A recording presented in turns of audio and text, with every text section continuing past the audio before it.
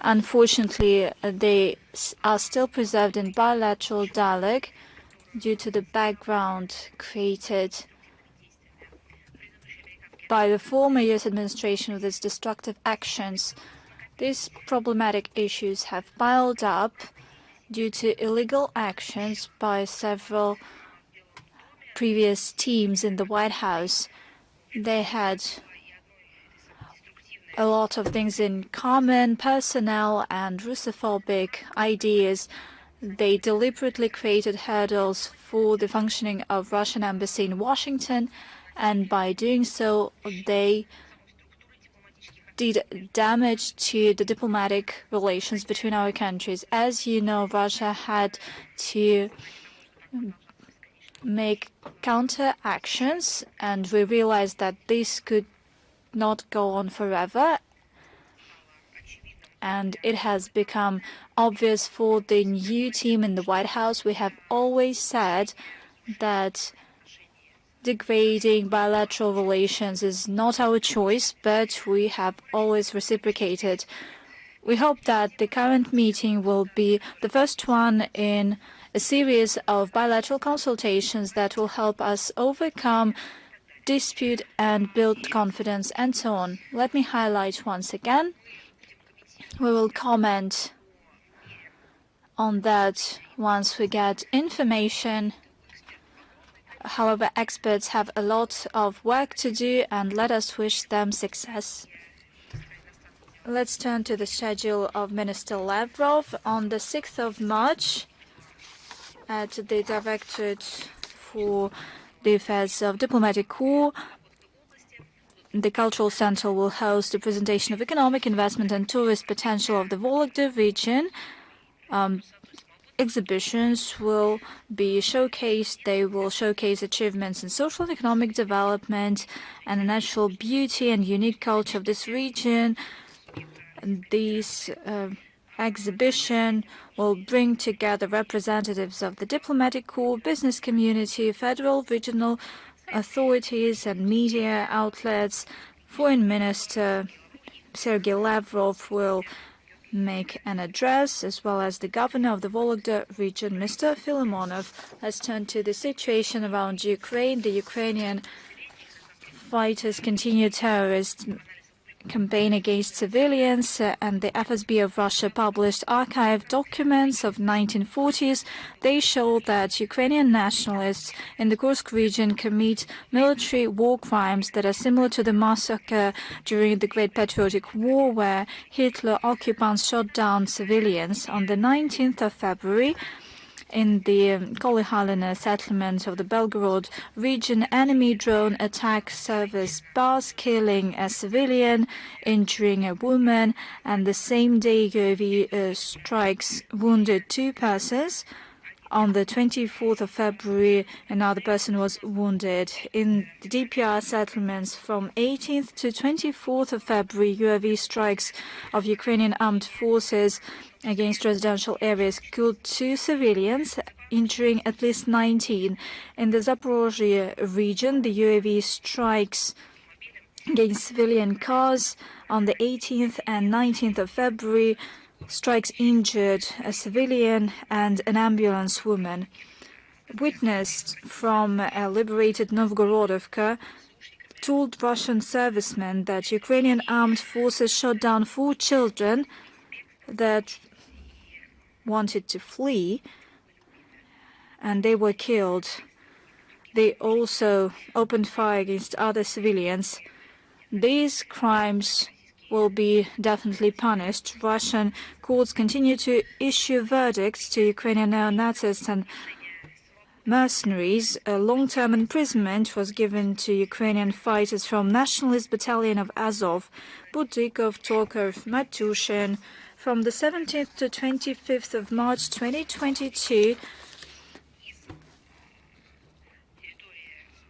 they made from Mariupol at least 40 shots using D-40 122mm howitzer, against Stary Krim settlement. 24-year sentence was issued to Azov fighter Maxim Melnikov. He shot a civilian using an auto rifle. 14 years in jail for a Georgian mercenary, Mikhail Gognadze. Criminal case was sent to court regarding members of Azov, commander of mortar battery Ivan Nozichkin and mortar gunman Yegor Yakovenko. Investigation found out that in March 2022 in Mariupol, Nozichkin made a criminal order to shell the Agrobaza settlement, and his henchmen and fellow officers executed this order.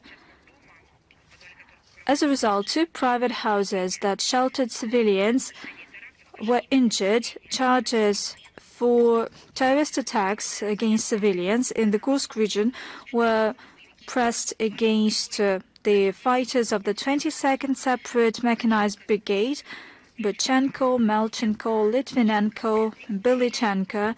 They got 15 to 16 years of imprisonment.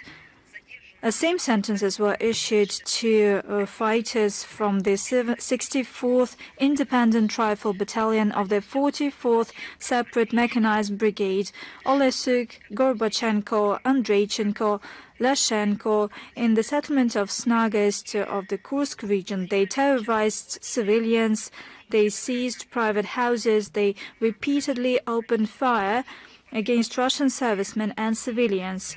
30 years in jail could be the sentence for fighters, for pilots Shimansky and Borozov. In April 2023, they violated Russian airspace with light aircraft A-22 to drop small air bombs on oil refinery in the Bryansk region, but they failed to implement their task. Morozov was detained close to Ukrainian border, and Shimansky was detained in the Tula region, where he landed, and both pilots confessed. In the liberated city of Krasnogorovka, we found out a stash with Orthodox icons and ornaments. They were stolen by Bandera supporters from a local church, and in order to cover up for their crimes, they tried to dismantle, to destroy these ornaments when our fighters evacuated these valuables. This fact clearly shows the genuine moral portrait of fighters and commanders of the Ukrainian armed forces. Law enforcers of Russia will continue to bring them to justice. And with regard to those who support the Kiev regime, we see a frenzy of the EU officials. Washington declared a course to achieve peaceful settlement of the Ukrainian crisis, and it was like a thunderstrike for the EU. Well, it all went smoothly. That's how they saw it. They invested millions and billions into the Kiev regime, and the Kiev regime was a tool of the collective West, and they believed that the Kiev regime inflicted a strategic defeat upon Russia. Civilians were killed, people died, the land suffered, the land that was giving yield, that was supposed to preserve our planet and food security that they care so much about. All of a sudden, the main leader, Washington, changes tack, and it says that we need to talk about peace.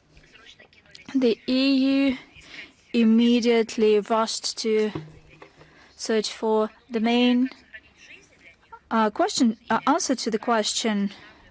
You would think they would try to think about how to restore peaceful life. Not at all. They think about where to find money for the Ukrainian armed forces to keep fighting.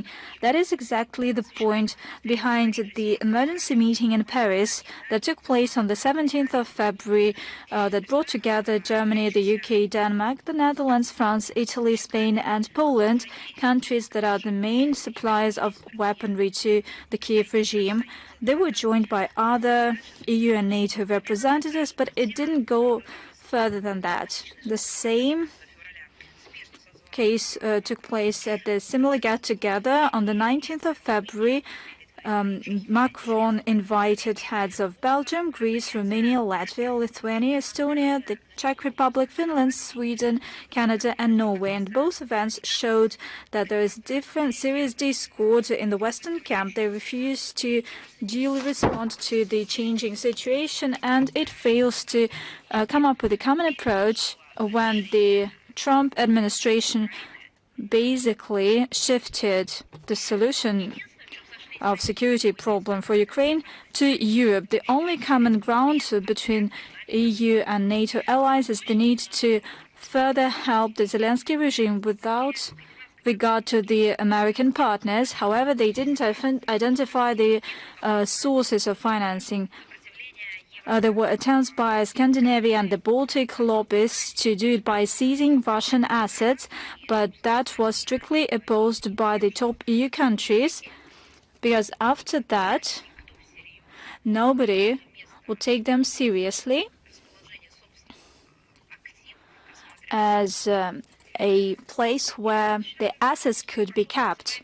On the 24th of February, Kyiv hosted the so-called International Summit supporting Ukraine, dedicated to the third anniversary of the beginning of the special military operation. It engaged Ursula von der Leyen, EU Council head Antonio Costa, accompanied by virtually all European commissioners, leaders of Russophobic Western community from the Baltic states, Canada, Denmark, Ireland, Finland, and so on.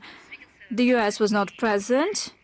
The guest list also included former UK Prime Minister Boris Johnson. He forced the Kyiv regime to abandon negotiations in 2022, and he doomed the Ukrainians to the killings, to the death, and clearly he came there to make sure that his idea to have a war till the last Ukrainians is still alive. Hawks that came to Kyiv dropped statements on another packages of military assistance. They pompously promised that they will not leave Ukraine high and dry, and it's not important that they did the same many years ago as they prompted the citizens of Ukraine to make a Maidan, to have a coup d'etat that was unconstitutional, then to a civilian standoff, and then there was a chain of provocations that put Ukraine into the abyss of conflict. Ursula von der Leyen promised that in March the EU will give 3.5 billion euros to the Nazi regime. The biggest contribution was pledged by the UK and Canada. Also not lagging behind was Spain, Norway, Denmark and Switzerland. They promised some 1.8 billion euros. And certainly the EU High Representative for Foreign Affairs and Security Policy, Kaja Kallas, tried to upstage everyone. On the 24th of February, she claimed that the most solid and the cheapest security guarantee would be Ukraine's NATO membership. And the alliance per se would only benefit from Ukraine filling its ranks, namely by including the most powerful army of Europe. That's how she described the Ukrainian armed forces. And to clarify that, she showcased a banner that was given to her by the 36th separate Marine Brigade of the Ukrainian armed forces that participated in the fighting in Mariupol. That is not cynicism, that is a blatant criminal immorality. And it all shows that these representatives of the war party continue to cling on to this confrontation line, and they care solely about the interest of their having blissful garden on Ukrainian membership into NATO. Another statement on hypothetical Ukrainian membership into the alliance was made by Zelensky. Why do they do that? A number of get-togethers and a great number of participants, the same copy-pasted statements and speeches, absurd mottos. Why do they do that? They do it to showcase that it's not as bad as it seems, but everybody understands the reality. They make it seem as if they can improve something, that it's not over yet, they can still keep it afloat. They would keep themselves afloat given their quality, but the situation is a dead-end street. In his statement at the so-called International Summit in Kiev on the 24th of February, Zelensky said if Ukrainian membership into NATO would remain closed, then Ukraine will have no other choice but to build NATO in Ukraine. Besides ensuring such financing, such troops and defense industry that would mean guaranteed peace. End of quote. The Kiev regime clearly intends to ensure such building at the expense of Europeans, and Western European regimes do not tell that to their citizens. Let us remind you that that's the way it began. This was the trigger so that this domestic inter-Ukrainian standoff could be a concern for the European security when the Ukraine was turned into a NATO foothold. What kind of peace are we talking about if such ideas prevail? This would lead to an unparalleled confrontation and escalation of the conflict with dire security consequences. Let me once again highlight that genuine, just, and sustainable solution to the conflict is not possible without complete and irreversible uprooting of the root causes. One of the main root causes is the fact that the West refused to live up by its commitments not to expand NATO, and there was a show play to mark the visit of the European bureaucrats entitled "Let Us Bring the Zelensky Legitimacy Back." We're talking about Rada and what happened there on the 24th and 25th of February. I don't want to comment on that because clearly that is a show, definitely. But this show probably has another goal: to distract Ukrainian citizens from the fact that the drafting age will be lowered down even further in Ukraine. Because the state of affairs in the Ukrainian armed forces is deteriorating, and that is something that Ukrainians are not told about. They are only told about European officials that come and go and promise a bright future for the citizens of Ukraine. They need to put down these photos, these pictures, and to look at the window, what life shows them, and not the cinema performed by NATO, about the losses of the Ukrainian personnel. Instead of that, they use different tactics.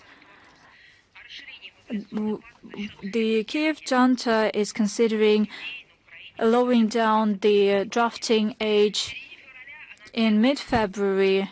As you know, a new form of drafting was announced for men of age, namely yearly contracts for volunteers. We need to understand that as they sign these conditions, the young people will get a one-way ticket. The so-called choice is confined to 6 infantry brigades that are at the forefront дронами. This is not computer technologies that are used or within the framework of cyber forces. This is very important. I'll reiterate that. Those are 6 infantry brigades in the front lines. Probably for a civilian, it is not really clear what we're talking about. But those who understand what it means, the infantry brigade, it is clear. Those boys who are drafted in Ukraine, it will mean a momentous, disastrous death. They will be sent for slaughter. Amid all this, the right sector, there were a lot of materials published in the social media, went even further. In the city of Dnepropetrovsk, they put out notices and started to recruit 14-year-old teenagers who had to prepare to kill enemies. The war started by the West, aimed to deplete Ukraine, to strip it of future generations. But for what? To make it more comfortable to give it all away. The sum of bribes that the military commissioners receive is very telling. If the states pay them $100, then they receive $500 for to pay off on the streets.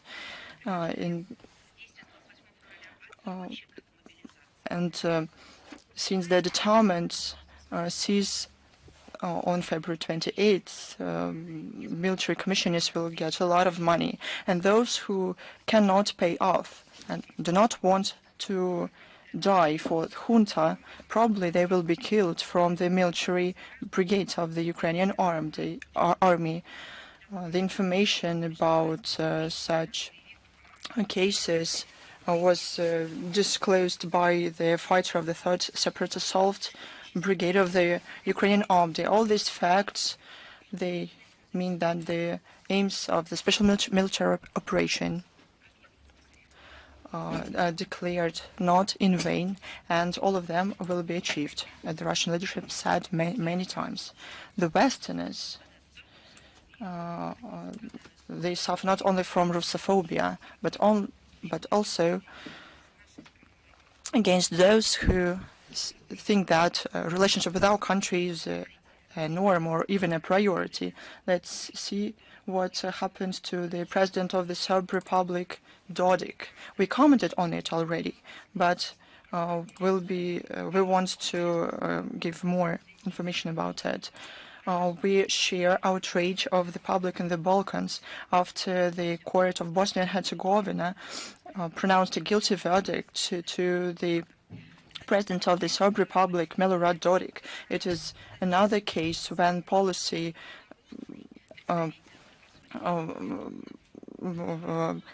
prevailed over the law.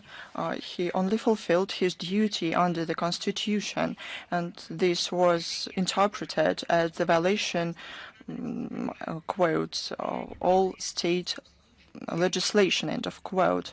That's how the people from the Bosnian justice try to describe the pseudo laws of the German citizen Schmidt. The verdict on this case is illegal and can have no legal consequences. It is clear it is aimed at removing the leader of the Serbian nation from the political scene.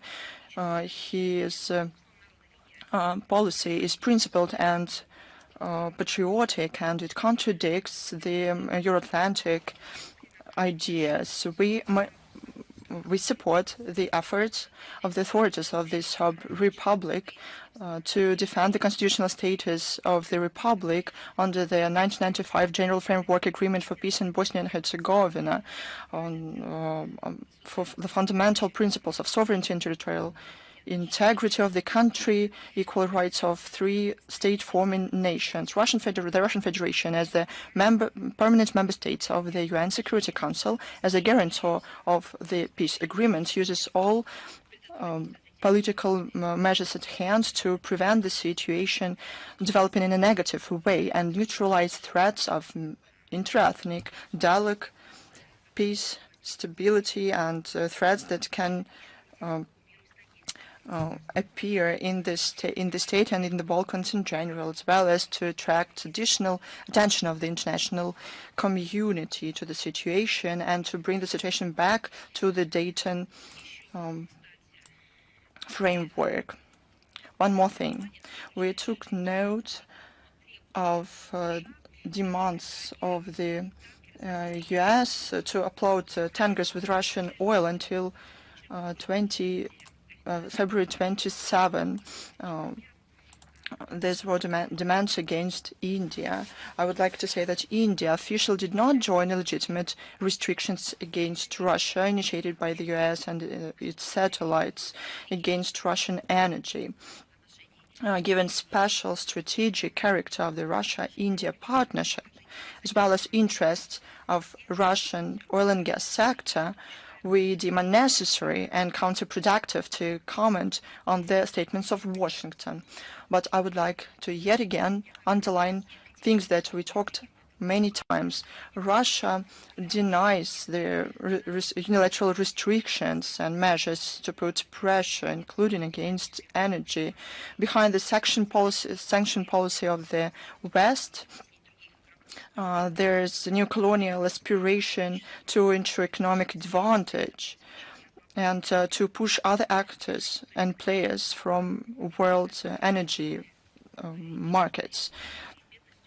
We base our cooperation in energy sphere on interests of global energy security, and we responsibly fulfill our contracts and agreements. The third Economic Caspian Forum took place in Tehran on February 17. The event was attended by Prime Minister of Azerbaijan, First Vice President of Iran, Prime Minister of the Republic of Kazakhstan, Deputy Chairman of the Cabinet of Ministers of Turkmenistan. Within the forum, there were 6 round tables. They were dedicated to prospects of the development of trade, industry, agriculture. During the Russian delegation representatives took part in those discussions. Following the event, a joint communique was issued where the leaders of national delegation showed interest to strengthen interaction of the Caspian states. They welcomed the proposal to conduct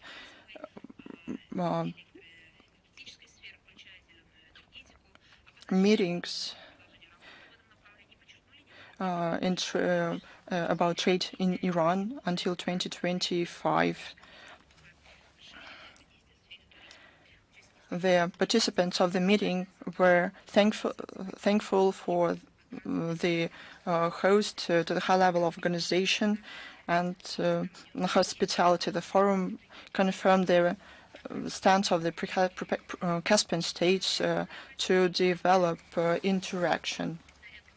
We took note of a number of comments in the Telegram channels that were almost staged. They concerned the resolution of the General Assembly dedicated to the glorification of Nazism. This is an important initiative condemning Nazism in all their manifestations. It is a product of a 20-year work at the UN. For the first time, it was put forward in 2005. It had only a couple of paragraphs and was supported by less than 10 co-sponsors. The promotion of approaches at the international platforms take time. There's no opportunity to, realize all the results overnight. With time, the document with received the title that directly explain the essence of the initiative. It is the countering the glorification of Nazism. It received the text. The text became more comprehensive and reflects the position of our country. It expresses serious concern regarding the war against monuments of fighters with Nazism and soldiers liberators, including the desecration and demolition. In some countries, it became a state policy. It confirmed the SS and all its units as a military organization under the verdict of the Nuremberg Tribunal. At the same time, it expresses outrage about torchlight processions and marches to glorify Nazis. This list also includes the inauguration of memorials, renaming of schools and other facilities in honor of those who fought on the side of Nazis. It's concerned about the attempts to nationalize those who fought in the anti-Hitler coalition during World War II. It condemns the attempts of certain countries to prohibit symbols associated with the victory of Nazism. This negatively influences children and is completely incompatible with the commitments of the UN member states under the UN Charter. Such actions fall under Article 4 of the International Convention on the Elimination of All Forms of Racial Discrimination. It demands to fight all these manifestations up to prohibiting them by the criminal law. Thus, the result of consistent and perennial work of the Russian delegation, and this continued during all those years, was the endorsement at the UN level of all approaches, principles for us and other like-minded states to do with the preservation of historical truth and countering attempts to falsify the outcomes of the World War II. It is important. Now, 40 countries from all regions of the world are co-sponsors. It is important that it was thematical. It doesn't mention any countries, and the fact that some countries recognized themselves as in the mirror in the text and continue to do so only means that they have these problems at the national level. It's no surprise that the document faces serious resistance from our opponents. This is of utmost importance for those who write about it. Over 20 years, the US, Canada, Japan, Great Britain, Switzerland, Australia, Norway, Ukraine, and the EU countries always voted against or abstained from voting and attempted to make countries of the Global South not to support it. For many of them, the country in this particular text became the main issue. It would be funny if it wasn't so sad. The main aim in the discussions at the UN in 2022, their attack against the resolution a little changed. They failed during the voting, so they decided to use another tactic of the procedural provocation to spread the anti-Russian paragraph about an admissibility to justify the territorial aggression against Ukraine. They used all their transatlantic solidarity to do so. Why did they wanted to do it? They wanted to make us, Russia, to refuse from the document. They dreamt about it. They talked about it openly, even. Russia, in case it was fulfilled, wound up in the company with those who prevented the endorsement of the text by the General Assembly. This paragraph does not make the text of the resolution acceptable for our opponents. They understand that the resolution is still the same, so they continue to vote against it anyways. But they have another goal. They wanted to this text to disappear. In this situation, Russia, together with like-minded states, decided not to give in to this provocation. Every year, we put forward this paragraph up to the voting, and when it is endorsed, we distance officially ourselves from this paragraph that is unacceptable for us. It is reflected in the protocol of the session of the UN General Assembly. It is stored in the UN archives and is available on all resources of the organization.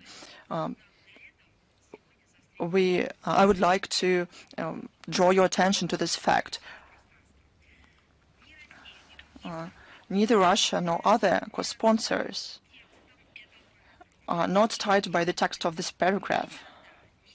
When we never talked about supporting it, we work steadily against this provocation and this unacceptable paragraph for those with common sense.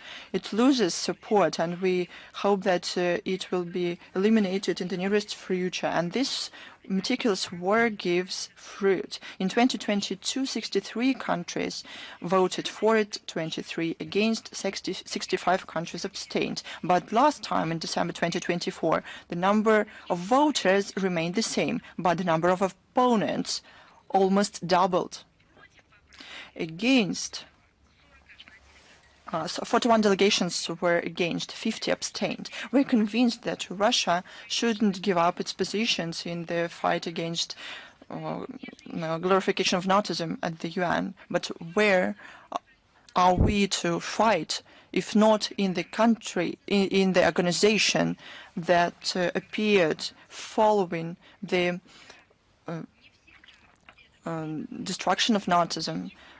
Not always victory comes immediately, and we don't always manage to achieve our goals immediately, but we have to fight.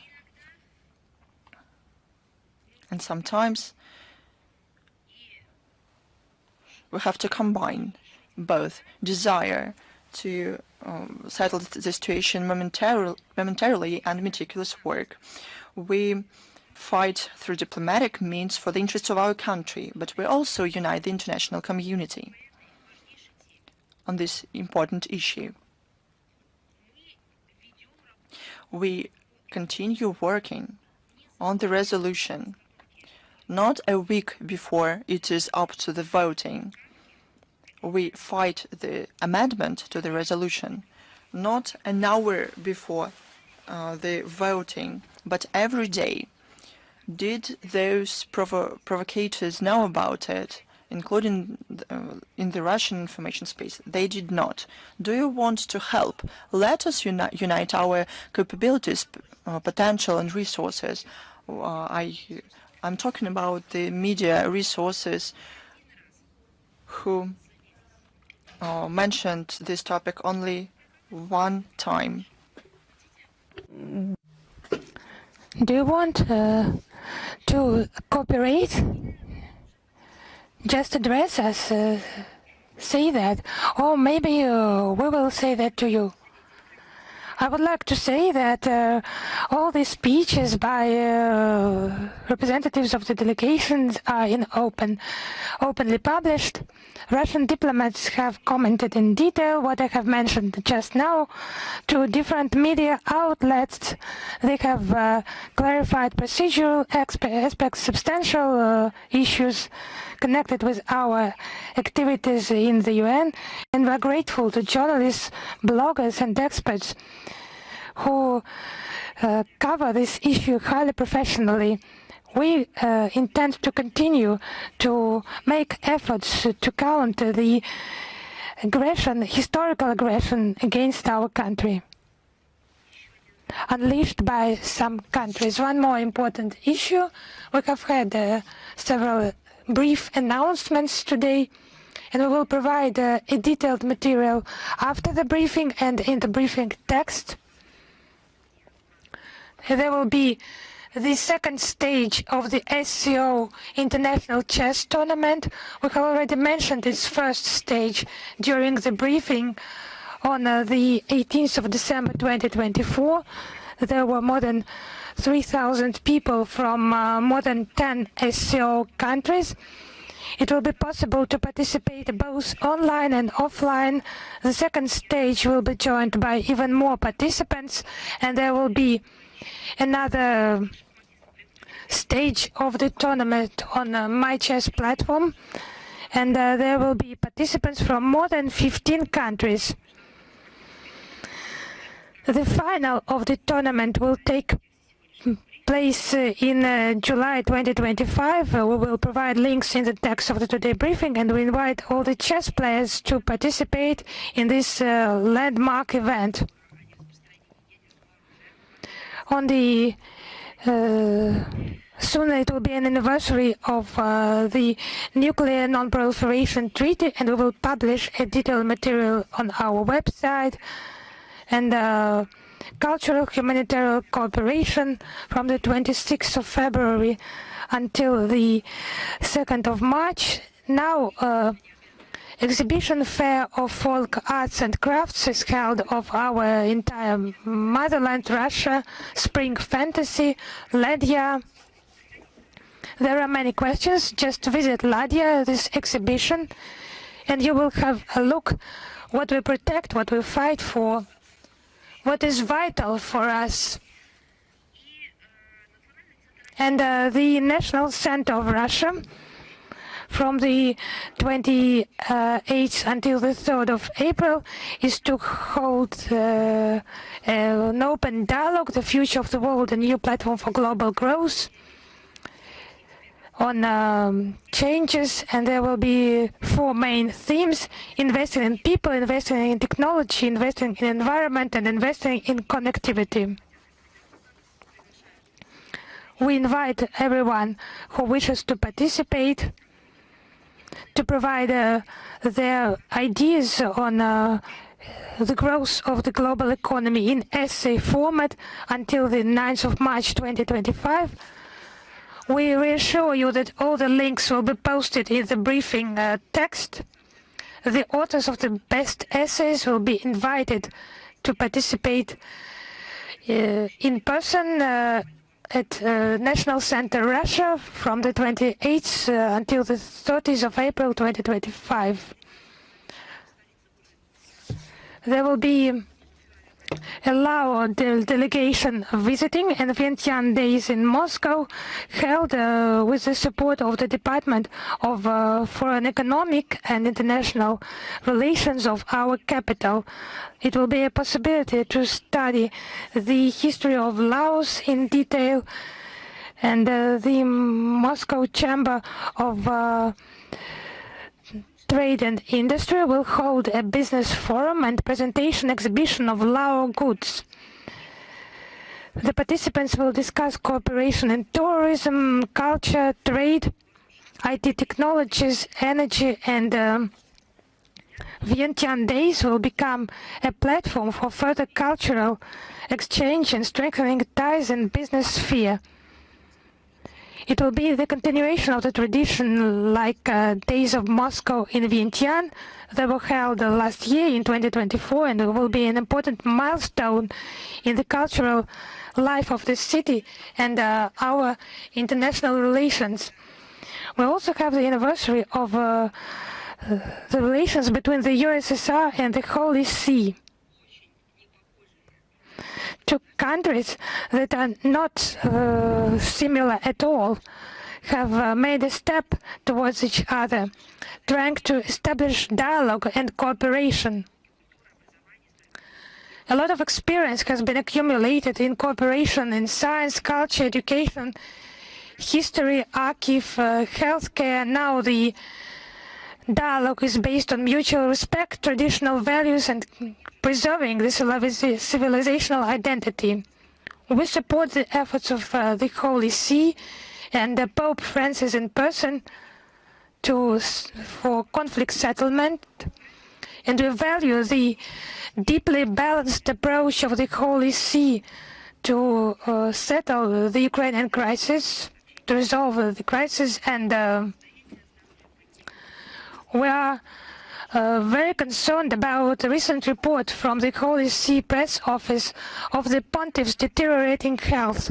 We wish him good health, and we and our relations will further be based on aspirations for a more just world order and respect for our mutual interests. Now, regarding Vasily Safranchuk, a renowned diplomat, we will publish a material about him. Now your questions, please. International Life. Hello, Madam Zakharova. Bloomberg agency has recently reported that the President of the European Commission, Ursula von der Leyen, addressed Indian Prime Minister Narendra Modi on the issue of ensuring sanctions against Russia. How could you comment on this information? It's just literally a shame for the European Commission and this aggressive West. Now to visit different countries that are not part of the European Union and to beg for some similarity, something similar to their anti-Russian actions. We see clearly that the global majority, and of course India, just have adequate assessments of this aggressive policy of Brussels and condemn interference in domestic affairs of other countries. Now, regarding the pressure, we're sure that our partners will continue mutually beneficial economic relations with our country. It's just a shame for, in brackets, enlightened West to visit countries that they call just wild jungle, to beg them to support this beautiful garden in their frenzy. One more question. On the 19th of February, Moldovan Minister of Foreign Affairs Mihai Pupșoi said that the Moldovan authorities decided to terminate the 1998 Russian-Moldovan intergovernmental agreement on cultural centers, as the Russian House in Chisinau allegedly works to undermine the statehood and sovereignty of the Republic of Moldova. How would you comment on this? You know, as of today, the Moldovan side has not provided any official statements about the termination of this 1998 agreement on cultural centers. It's just obvious that any information about alleged undermining the statehood and sovereignty is just absurd. The Russian House attracts many Moldovan citizens. 80% just speak Russian in daily life. It's just a platform for events, strengthening contacts and ties between people What is the problem with this? What is unclear? Those events, they are public, they are open. People attend them. There is video and photo coverage of those events. Why inventing that? The cynicism of Moldovan officials aimed at the Russian house is based on the authorities having done their best in order to destroy their own sovereignty, the sovereignty of their own country and the national identity of Moldovans. Let me cite some examples.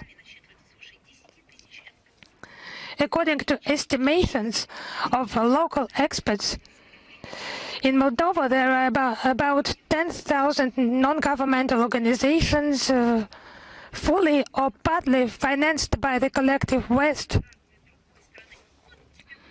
Some senior officials in Moldova have worked in those non-governmental organizations, and in recent years, the amount of their support only by Washington has amounted to around $950 million. So now they're talking about our exhibitions and concerts. It's connected with interference in internal affairs of foreign states that USA just labeled by the Americans themselves for being corrupt, for being irresponsible. And the territory of Moldova is used for military drills with the participation of servicemen from NATO countries. It's a blow against sovereignty and independence. The process of violent Romanization of Moldova is underway, and people from Bucharest getting official posts, government posts, and now it's just the Russian house. They say that's an obstacle for them. According to surveys, more than 60% of Moldovans are against the practice of Romanization. Unprecedented debt slavery of Moldova with the current government, the so-called plan of growth of Moldova of 1.9 billion euro, and they keep silence about the lion's share of this sum. 1.5 billion euro is loans, and they will have to return those loans. And what's the debt of the current Moldovan officials? It's around $7 billion. That's why the sovereignty is undermined. The Russian house, with its enlightenment and humanitarian mission. So we hope that the Moldovan leadership will demonstrate common sense and avoid the closure of the Russian house that would be contrary to the interests of many Moldovan citizens. Is Maria Novosti with us? Yes. Hello, Madam Zakharova. We have two questions. One of them we have already mentioned, that how would you comment on Weimar Plus meeting on the 12th of February and the Paris meeting on the 17th of February on support for Ukraine? Well, we see many statements from Brussels, the capital of Europe, about the main topic, the escalation of conflict and avoiding any peaceful initiatives. That's the major idea that accompanies any event. It's an admissible peaceful settlement. It's just a priority, it's just an aim, a target for Brussels. They openly say that they will sabotage any deal, any process, negotiations process, in any way. Now they have invented a story about sabotage, non-participation in negotiations process. It's just harmful for themselves. It's just stopping a train. Stopping a train by stepping on the railway. It's the same thing. The peacekeeping efforts of the EU countries, what they have done before, France, Germany, Poland, they have provided guarantees. They were called guarantees during the agreements of President Yanukovych with opposition in February 2014. How many did the guarantees last? Less than 24 hours? Several hours? In 2015, the UN Security Council approved the package of measures for the implementation of the Minsk agreements. What did Angela Merkel say afterwards? They were not going to implement those and just use them to prepare the Kiev regime for war.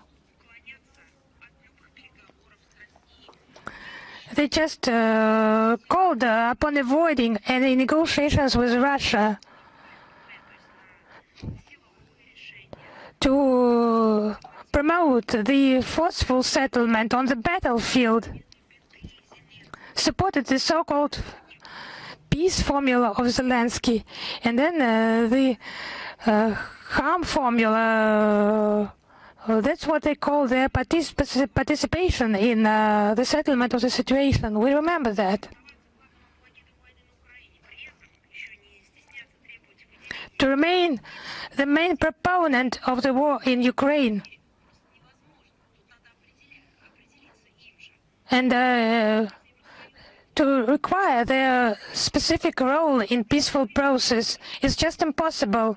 They just need to make their decision. It's just callous rhetoric, offensive statements, some ill Russophobia. It would be possible to speak about any input of Brussels into Ukrainian settlement without that. If you allow me the second question. In the media, Abkhazia is widely discussed based on the second round of presidential elections on the 1st of March. How would you comment on this topic? We closely follow the development of situation in Abkhazia because it is connected with Russia with longer friendly ties. We cooperate with those citizens, provide cooperation to those who have Russian citizenship in a comprehensive manner. The